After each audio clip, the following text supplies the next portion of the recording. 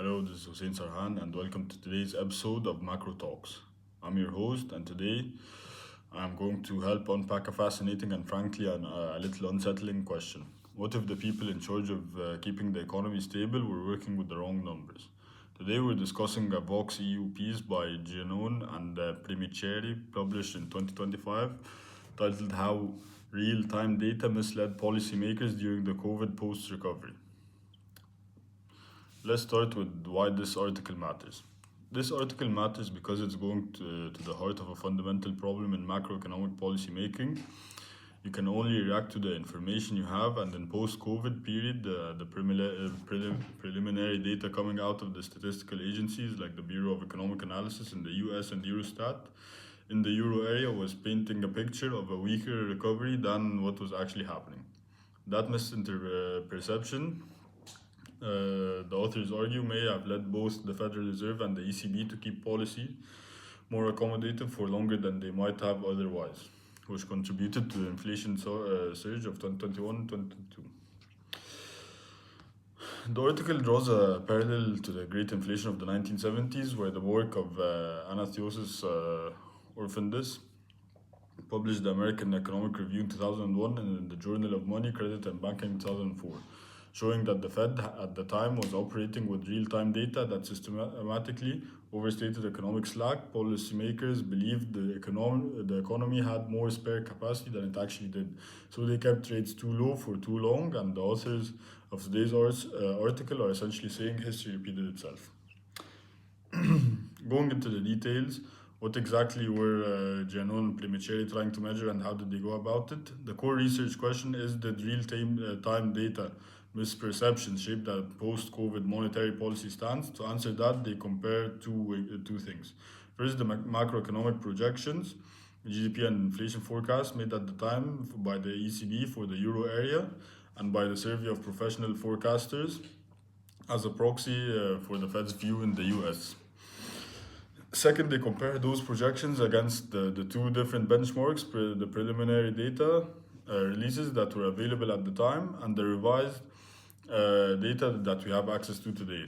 The key findings in figure 2 of the paper, when you compare to the forecast, to the preliminary releases, they align quite closely.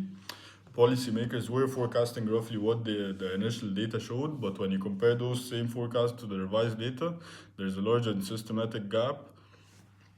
The revised data shows the recovery was much stronger than what was captured in real time. That means the upward revisions of GDP were substantial and concentrated in 2020 to 2024 period. So policymakers were flying blind.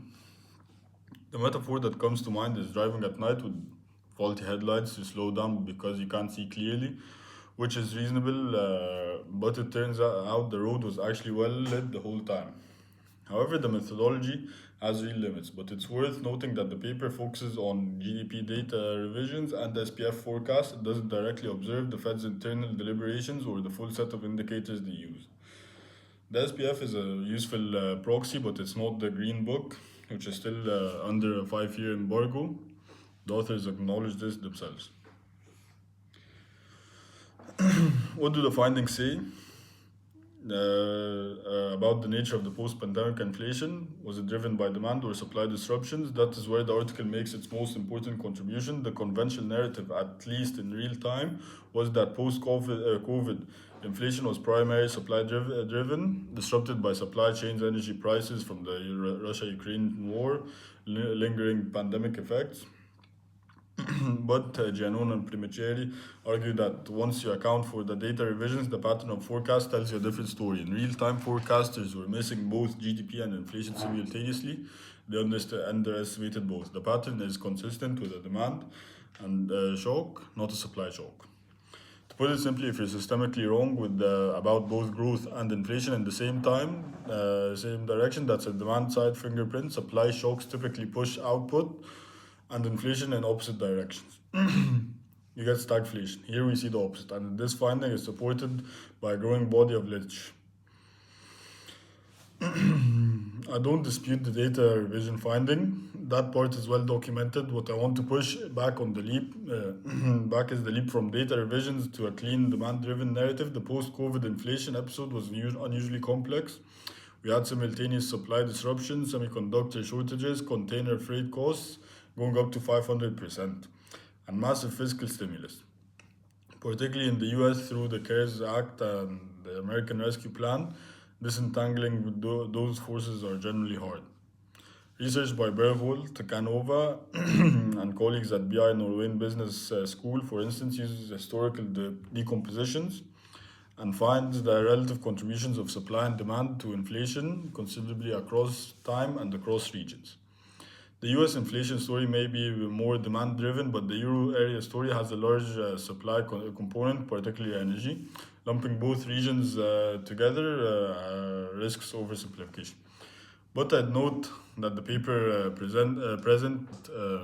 present the US and the euro area separately, and it finds the same pattern of upward GDP revisions in both.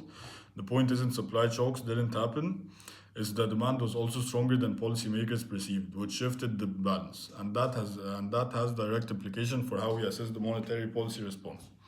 Where nuance is on the policy implication, the article suggests policymakers may have been more tolerant of inflation because they perceived more slack, but there's another explanation. They were generally uncertain about whether tightening and aggressively during a fragile recovery was worth the risk. That's not a data problem, that's a risk management under uncertainty. As Lagarde said at the ECB forum in Sintra in 2023, the sequence of supply and demand shocks made the inflation path generally difficult to predict. This article makes a strong methodological point. The real-time data analysis should be a standard part of how we evaluate policy decisions. We have tools now that didn't exist in the 1970s. Real-time databases like those developed by Crucial and Stark, and the Euro area real-time database built by Giannone and colleagues in 2012, allowing researchers and policymakers to track exactly what data is available at each point in time. The lesson is don't evaluate past decisions only with the benefit of hindsight. You need to reconstruct what was actually visible in real time. And I'd add one thing, this also speaks to the importance of the central bank communication. If policymakers are uncertain about real-time data quality, they should communicate that uncertainty explicitly to markets. The Fed's pivot to the transitory inflation narrative in late 2021 was drawing precisely because of the communication had been too confident, too early. Better uncertainty quantification and official projections, something the Bank of England does with its fans chart, for instance, could help anchor expectations more effectively even when the data is noisy. The key takeaway from Giannone Primerici is that measurement matters.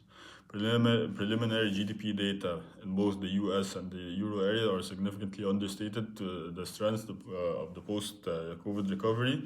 That misperception likely contributed to an overly accommodative policy stance, which in turn amplified the inflation surge. And with data revisions now in hand, the evidence for a demand-driven interpretation of that inflation is stronger than it appeared in real time. It seems that it was rhyming with the 1970s.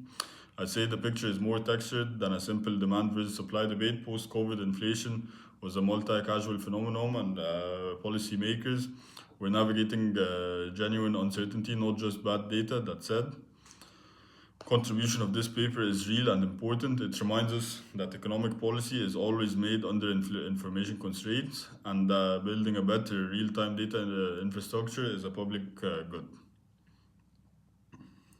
This has been Macro Talks. The article I discussed, How Real-Time Data Misled Policymakers During the Post-COVID Recovery by Giannone and Primerici is available on voxeu.org.